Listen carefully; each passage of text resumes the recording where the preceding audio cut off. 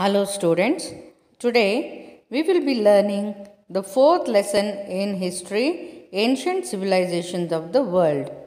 So before we begin, let us know where these civilizations actually flourished. In the previous chapter you had learned that the Harappan civilization flourished in India near the Indus. So this is the place where the Harappan civilization flourished. Then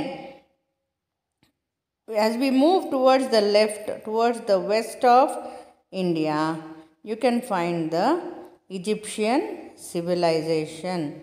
Now, this is in the African continent, and here this area is the Nile Valley, and this is the place where the Egyptian civilization flourished. All these civilizations flourished on the banks of rivers, and this place was watered by the river Nile, and this is the Nile Delta, that is the area formed before the river falls into the sea. So, the next civilization is the Mesopotamian civilization, and it flourished on this place and the banks of two rivers, Euphrates and Tigris. Chinese civilization flourished here on the banks of Huanghe River.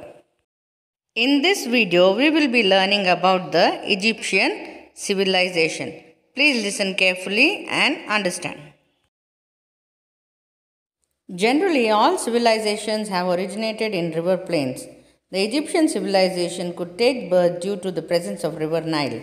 The relics obtained here proclaim the grandeur of Egypt. Huge pyramids, sculptures, temples, and the inscriptions in these temples tell us a lot about Egyptian culture and history. So, Egyptian civilization ಏನಿದೆ Nile river ಪಕ್ಕದಲ್ಲಿ ಶುರುವಾಗುತ್ತೆ. ಅಲ್ಲಿ ಕಾಣುವಂತಹ pyramids ಮತ್ತು ದೊಡ್ಡ ದೊಡ್ಡ buildings, sculptures, ಅವರ ಕೆತ್ತನೆಗಳು, ಆಮೇಲೆ ಅವರ ಒಂದು this is the sphinx and these are the relics ಅಥವಾ ಅವರು ಏನು ಬರವಣಿಗೆಗಳನ್ನ ಗೋಡೆ ಮೇಲೆಲ್ಲ ಬರೆದಿಟ್ಟಿದ್ದಾರೆ.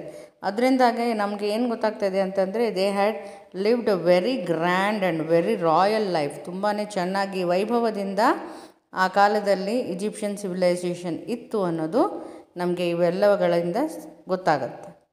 Just see it properly and understand. See so beautiful these sculptures and the buildings R.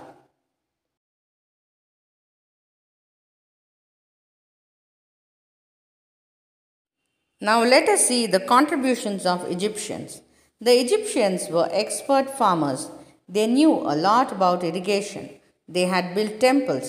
They invented the calendar which has helped us to measure time. More than anything else, they had mastered the art of writing. It was a symbolic language. It consists of small drawings and has been called hieroglyphics or sacred writings. So, Egyptiansಗೆ ತುಂಬ ಚೆನ್ನಾಗಿ farming ಗೊತ್ತಿತ್ತು.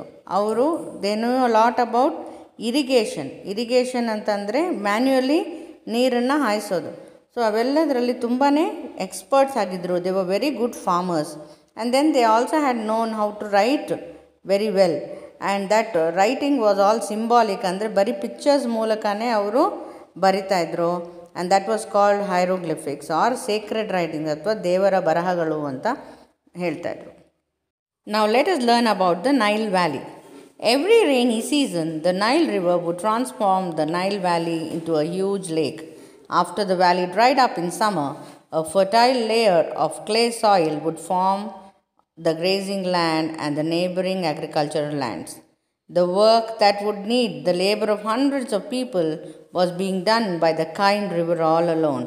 This fertile land provided food for the population of the first town in the area. Not all agricultural regions were in the valley. Hence, through small canals and wells, they were responsible for the development of a complex system of irrigation throughout the land. So ಮಳೆಗಾಲದಲ್ಲಿ Nile ನದಿ ಏನಿದೆ ಅದರ ಒಂದು ನೀರಿಂದ ಕಂಪ್ಲೀಟಾಗಿ Nile valley ತುಂಬ್ಕೊಂಡ್ಬಿಡ್ತಾಯಿತ್ತು. ಹಾಗಾಗಿ ಆ ಇಡೀ Nile valley it use to look like a lake, ಒಂದು ದೊಡ್ಡ ಲೇಕ್ ಥರ ಕಾಣ್ತಿತ್ತು. ಆದರೆ ಯಾವಾಗ ಸಮ್ಮರ್ ಆಗ್ತಿತ್ತು, ಬಿಸಿಲು ಜಾಸ್ತಿ ಆದಾಗ, ಇಡೀ ನೀರೆಲ್ಲ ಡ್ರೈ ಆದಾಗ ಅಲ್ಲಿ ಒಳ್ಳೆಯ ಸಾಯಿಲ್, ಒಳ್ಳೆಯ ಮಣ್ಣನ್ನು ಈ ನದಿ ಏನಿದೆ ತಗೊಂಡು ಬಂದು ಅಲ್ಲಿ ಹಾಕಿರ್ತಾಯಿತ್ತು. ಆ್ಯಂಡ್ ಬಿಕಾಸ್ ಆಫ್ ದ್ಯಾಟ್ ಎಷ್ಟೋ ಸಾವಿರಾರು ಜನ ಮಣ್ಣನ್ನು ಫಲವತ್ತು ಮಾಡೋದಕ್ಕೆ ಕಷ್ಟಪಡಬೇಕಿತ್ತು, ಆದರೆ ಆ ಕೆಲಸವನ್ನೆಲ್ಲ ಆ ನದಿಯೇ ಮಾಡಿಕೊಡ್ತಾಯಿತ್ತು. ಹಾಗಾಗಿ ಅಲ್ಲಿ ಜನ ಚೆನ್ನಾಗಿ ಅವರ ಒಂದು ಬೆಳೆಯನ್ನು ಬೆಳೆಯೋಕ್ಕಾಯ್ತು. ಅಲ್ಲಿ ಅದರ ಸುತ್ತಮುತ್ತಲೇ ಫಸ್ಟ್ ಟೈಮ್ ಒಂದು ಟೌನ್ ಕೂಡ ಹುಟ್ಕೊಳ್ಳುತ್ತೆ. ಯಾಕಂದರೆ ಅಲ್ಲೆಲ್ಲ ಸೌಕರ್ಯ ಇರೋದ್ರಿಂದ ಜನ ಅಲ್ಲೇ ವಾಸಿಸೋಕ್ಕೆ ಪ್ರಾರಂಭ ಮಾಡ್ತಾರೆ.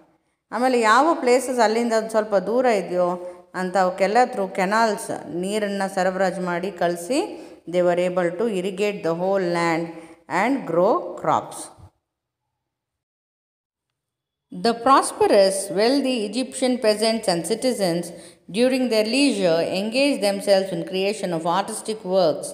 The role of priest was created to interpret nature and explain it. The priests were scholars and shouldered the responsibility of protecting written documents. They believed in life after death. They believed that man had to give an account of his deeds on earth to Osiris, the most powerful god of life and death. The priests considered that life on earth was temporary and was needed only to prepare for the next life. Thus, the whole Nile Valley was reserved for the dead. The dead body would be smeared with various chemicals and wrapped with a thin cloth. The entire body was in this way preserved. The body protected thus was called a mummy. It would be kept in a specially designed coffin. The grave was considered the true place for an Egyptian. Hence, all around the dead body, items needed for daily use and small dolls of a cook and a barber would be kept to fulfill all future needs.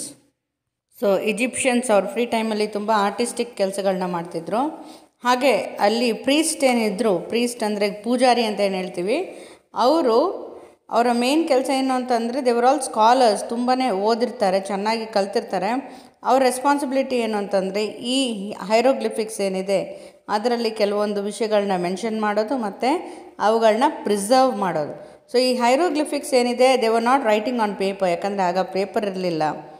They were writing on clay tablets, ಅಂದರೆ ಮಣ್ಣಿನ ತುಂಡುಗಳ ಮೇಲೆ ಕೆತ್ತಿ ಅದನ್ನು ಬರೆದು ಆಮೇಲೆ ಅವುಗಳನ್ನ ಒಣಗಿಸಿ ಅದನ್ನು ಪ್ರಿಸರ್ವ್ ಮಾಡಿ ಇಡ್ತಾಯಿದ್ರು. ಹಾಗಾಗಿ it was a difficult job. And then they believed in life after death. So ಸತ್ತ ಮೇಲೆ ಜೀವ ಇದೆ ಅಂತ ನಂಬಿದ್ರು. ಅವ್ರು ಏನು ಅಂದ್ಕೊಂಡಿದ್ರು ಅಂತಂದರೆ ಒನ್ಸ್ ಅ ಮ್ಯಾನ್ ಡೈಸ್, ಯಾವಾಗ ಒಬ್ಬ ಮನುಷ್ಯ ಸಾಯ್ತಾನೋ ಅವನ ಲೈಫಲ್ಲಿ ಮಾಡಿರುವಂಥ ಪಾಪ ಪುಣ್ಯಗಳ ಒಂದು ಲೆಕ್ಕವನ್ನು he had to give it to Osiris. That was the god of life and death. So ಒಸಿರಿಸ್ಗೆ ಅವನ ಒಂದು ಲೆಕ್ಕ ಕೊಡಬೇಕು. ಹಾಗಾಗಿ ಜನರು ತುಂಬಾ ಚೆನ್ನಾಗಿ ಬಾಳಬೇಕು ಅನ್ನೋದು ಒಂದಿತ್ತು. ಆಮೇಲೆ because they believed in life after death, ಅವ್ರೇನು ಮಾಡ್ತಿದ್ರು, ಸತ್ತಿರುವಂಥ ಮನುಷ್ಯನ ಒಂದು ಬಾಡಿನ ಕೆಮಿಕಲ್ಸ್ ಎಲ್ಲ ಹಾಕಿ ಕಡಿದಿರೋ ಹಾಗೆ ಅದನ್ನು ಬಟ್ಟೆಯಿಂದ ಸುತ್ತಾಯಿದ್ರು. ಅಂಥ ಒಂದು ಬಾಡಿನ ಮಮ್ಮಿ ಅಂತ ಕರಿತಾಯಿದ್ರು. ಆಮೇಲೆ ಅವ್ರೇನು ಮಾಡ್ತಿದ್ರು ಅಂತಂದರೆ ಅದನ್ನು ಆ ಗ್ರೇವ್ ಏನಿದೆ, ಸಮಾಧಿ ಏನಿದೆ, ಅದು ಸುತ್ತಲೂ ಅವನಿಗೆ ಇಷ್ಟ ಆಗುವಂಥ, ಅವನಿಗೆ ಡೈಲಿ ಯೂಸ್ ಮಾಡುವಂಥ ವಸ್ತುಗಳನ್ನ ಸಣ್ಣ ಸಣ್ಣ ಗೊಂಬೆಗಳು ಮಾಡಿ ಮಣ್ಣಿಂದ ಇಡ್ತಾಯಿದ್ರು. ಅದರಲ್ಲಿ ಒಂದು ಕುಕ್ ಅಂದರೆ ಒಂದು ಅಡುಗೆ ಭಟ್ಟ ಪ್ಲಸ್ ಒಬ್ಬ ಬಾರ್ಬರ್ದು ಗೊಂಬೆಗಳನ್ನ ಕೂಡ ಮಾಡಿ ಇಡ್ತಾಯಿದ್ರು. ನಾವು let us see the video of how a mummy was being packed.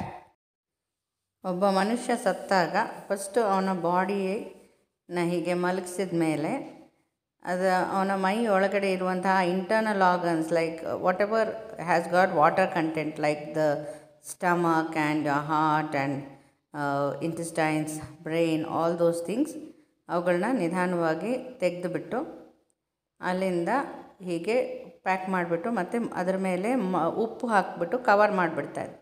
Then after some days ಆ ಉಪ್ಪು ಇಡೀ ಬಾಡಿಯಲ್ಲಿರುವಂತಹ ನೀರಿನ ಅಂಶನೆಲ್ಲ ಎಳ್ಕೊಂಡ್ಬಿಡ್ತಾಯಿತ್ತು. ಆಗ ಅವ್ರೇನು ಮಾಡ್ತಿದ್ರು, ಈ ಬಾಡಿ ಮೇಲೆ ಕೆಮಿಕಲ್ನ ಸುರಿದು ಆಮೇಲೆ ಒಂದು ಕಡೆಯಿಂದ ಒಂದು ಥಿನ್ ಕ್ಲಾತಿಂದ ಅದನ್ನು ರ್ಯಾಪ್ ಮಾಡಿಕೊಂಡು ಬರ್ತಿದ್ರು. ಯಾವಾಗ ಅದಾದಮೇಲೆ ಏನು ಮಾಡ್ತಿದ್ರು, ಆಮೇಲೆ ಮತ್ತೆ ಇನ್ನೊಂದು layer chemical hockey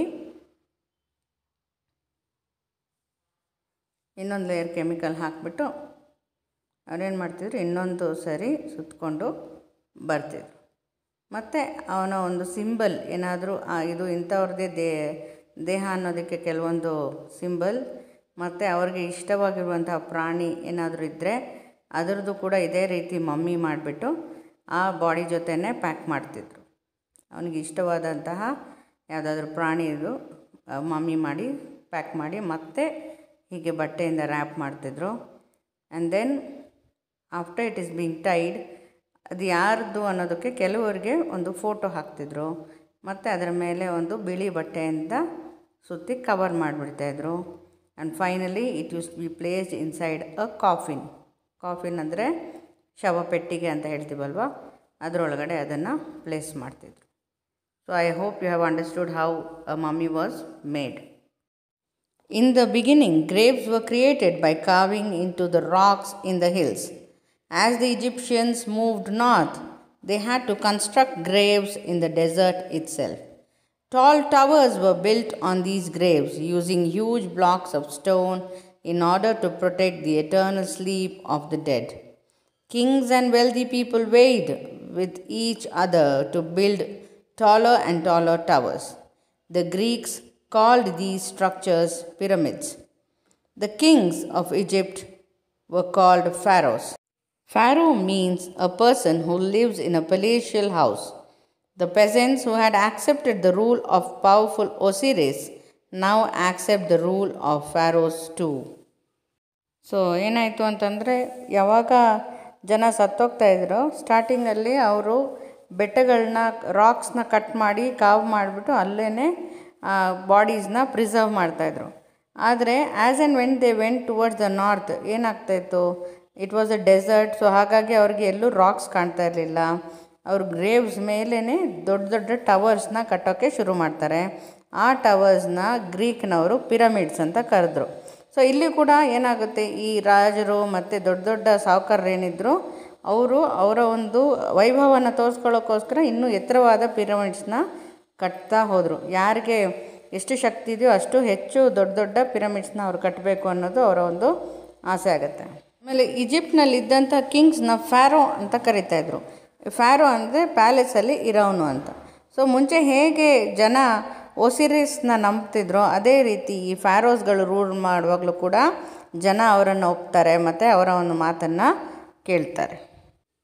After an independent, prosperous life for 20 centuries, Egypt was ruled over by an Arabian shepherd tribe called Hyksos, which attacked it and after defeating it, ruled for 500 years. They looted the wealth of the natives and hence did not become popular. The Jews who came wandering through the deserts in search of shelter were also hated by the people of Egypt. By cooperating with foreign rule, the Jews even assisted them in collecting taxes and in administration. In 1700 BCE, the people of Thebes rose in revolt against the foreigners. After a prolonged conflict, they succeeded in driving Hyksos out of their country. Egypt became free again. After 1,000 years, it came under the rule of Sardanapalus of Assyria. So Egyptians ಏನಿದ್ರು 20 centuries ಅಂದರೆ 2000 ವರ್ಷಗಳು ತುಂಬಾ ಚೆನ್ನಾಗಿ ಬಾಳ್ತಾರೆ. ಆದರೆ after 20 centuries Arabian shepherd tribe Hyksos ಅನ್ನುವಂಥ ಒಂದು tribe Egypt ಮೇಲೆ ಅಟ್ಯಾಕ್ ಮಾಡಿ ಅವರನ್ನು 500 ವರ್ಷಗಳ ಕಾಲ ಆಳ್ವಿಕೆ ಮಾಡುತ್ತೆ. ಆ ಟೈಮಲ್ಲಿ ತುಂಬ ಲೂಟಿ ಮಾಡ್ತಾರೆ, ತುಂಬ ತೊಂದರೆ ಕೊಡ್ತಾರೆ. ಅದರ ಮಧ್ಯದಲ್ಲಿ ಜ್ಯೂಸ್ ಕೂಡ ಬರ್ತಾರೆ. ಜ್ಯೂಸ್ಗಳ ಜೊತೆ ಸೇರಿಕೊಂಡು ತುಂಬ ಟ್ಯಾಕ್ಸ್ನ ಕಲೆಕ್ಟ್ ಮಾಡಿ ತುಂಬ ತೊಂದರೆ ಕೊಡ್ತಾ ಇರ್ತಾರೆ ಈ ಹಿಕ್ಸಾಸ್ ಅನ್ನೋರು. ಆಮೇಲೆ ಇನ್ 1700 BCE ಆವಾಗ ಒಂದು ಥೇಬ್ಸ್ ಅಂತ ಇನ್ನೊಂದು ಜನಾಂಗದವರು ಬರ್ತಾರೆ. ಅವ್ರುಗಳು ಏನು ಮಾಡ್ತಾರೆ, ಈ ಫಾರಿನರ್ಸ್ ಏನಿದ್ರು, ಈ ಹಿಕ್ಸಾಸ್ ಏನಿದ್ರು ಅವರನ್ನು ದೇಶದಿಂದ ಹೊಡೆದೋಡಿಸ್ತಾರೆ. ಅಲ್ಲಿಂದ ಮತ್ತೆ ಈಜಿಪ್ಟ್ ಫ್ರೀ ಆಗುತ್ತೆ. ಆದರೆ ಮತ್ತೆ 1000 ವರ್ಷಗಳು ಫ್ರೀಯಾಗಿ ಬಾಳಿದ ಮೇಲೆ it came under the rule of Sardanapalus ಅನ್ನೋಂಥ ಒಬ್ಬರ ರೂಲಲ್ಲಿ ಬರುತ್ತೆ. And that person was from ಅಸಿರಿಯಾ.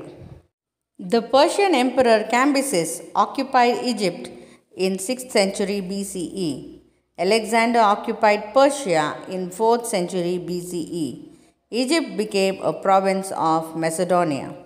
One of Alexander's military generals declared himself the king of Egypt and established the dynasty of Ptolemy.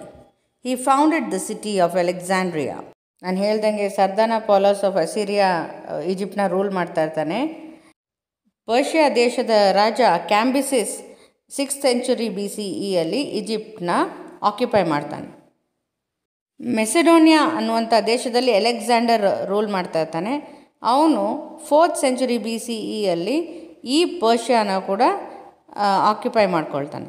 ಯಾವಾಗ ಅವನು ಪರ್ಷಿಯಾನ ಆಕ್ಯುಪೈ ಮಾಡ್ತಾನೋ ಈಜಿಪ್ಟ್ ಕೂಡ ಪರ್ಷಿಯಾದ ಒಂದು ಭಾಗ ಆಗಿದ್ದರಿಂದ ಅದು ಅಲೆಕ್ಸಾಂಡರ್ನ ರಾಜ್ಯಕ್ಕೆ ಸೇರಿಕೊಳ್ಳುತ್ತೆ. ಅಲೆಕ್ಸಾಂಡರ್ನ ಜನರಲ್ ಟಾಲೆಮಿ ಅಂತ ಇರ್ತಾನೆ. ಅವನು ಈಜಿಪ್ಟ್ಗೆ ಬಂದು ಅವನೇ ಕಿಂಗ್ ಆಫ್ ಈಜಿಪ್ಟ್ ಅಂತ ಡಿಕ್ಲೇರ್ ಮಾಡಿಕೊಂಡು ಒಂದು ಸಿಟಿ ಕಟ್ತಾನೆ. ಅದರ ಹೆಸರೇ Alexandria. At last came the Romans in 39 BCE. The last Egyptian queen, Cleopatra, tried her best to save her country. It was said that the Romans feared her beauty more than her troops. Twice she was successful in her attack upon the hearts of her Roman conquerors. However, in 30 BCE, Caesar's successor, his son-in-law Augustus Caesar, did not succumb to her beauty like his father-in-law, but defeated her army, though he spared her life. When he planned to carry her away along with the other spoils of the battle, Cleopatra consumed poison and ended her life. From then onwards, Egypt became a province of Rome. So 39 BCEಯಲ್ಲಿ Romans Egypt ಮೇಲೆ attack ಮಾಡ್ತಾರೆ. ಆ ಟೈಮಲ್ಲಿ Egyptian queen ಇರ್ತಾಳೆ ಕ್ಲಿಯೋಪ್ಯಾಟ್ರಾ ಅಂತ. ಅವಳ ದೇಶನ ತುಂಬ ಕಾಪಾಡೋಕ್ಕೆ ಟ್ರೈ ಮಾಡ್ತಾಳೆ. ಆಗ ಈ ರೋಮನ್ಸ್ ಬಂದವರು 2 ಸರಿನೂ ಕೂಡ ಅವಳ ಬ್ಯೂಟಿಗೆ ಮನಸ್ಸೊತ್ತು ವಾಪಸ್ ಹೋಗಿಬಿಡ್ತಾರೆ. 3ನೇ ಸರಿಗೆ ಅಗಸ್ಟಸ್ ಸೀಸರ್ ಅನ್ನೋನು ಬರ್ತಾನೆ. ಅವನು ಜೂಲಿಯಸ್ ಸೀಸರ್ನ ಅಳಿಯ ಆಗಿರ್ತಾನೆ. ಅವನ ಮಾವನ ಹಾಗೆ ಅವಳ ಬ್ಯೂಟಿಗೆ ಮನಸ್ಸೋಲದೆ ಅವಳನ್ನು ಅಟ್ಯಾಕ್ ಮಾಡಿ ಅವಳನ್ನು ಸೋಲಿಸ್ತಾನೆ. ಈ ಅಗಸ್ಟಸ್ ಸೀಸರ್ ಯುದ್ಧದಲ್ಲಿ ಗೆದ್ದಿರುವಂಥ ಎಲ್ಲ ವಸ್ತುಗಳ ಜೊತೆ ಕ್ಲಿಯೋಪ್ಯಾಟ್ರಾನ ಕೂಡ ಅವನ ದೇಶಕ್ಕೆ ಕರ್ಕೊಂಡು ಹೋಗಬೇಕು ಅಂತ ಯೋಚನೆ ಮಾಡ್ತಾನೆ. ಆಗ ಕ್ಲಿಯೋಪ್ಯಾಟ್ರಾ ಪಾಯ್ಸನ್ ಕುಡಿದು ಸಾಯ್ತಾಳೆ. ಆಮೇಲೆ Egypt it becomes a province of Rome, ಅಂದರೆ ರೋಮಿನ ಒಂದು ಭಾಗವಾಗಿ ಉಳ್ಕೊಂಡ್ಬಿಡುತ್ತೆ. I hope you all have understood the Egyptian civilization. In the next video, I will be explaining the Mesopotamian civilization. Thank you for watching.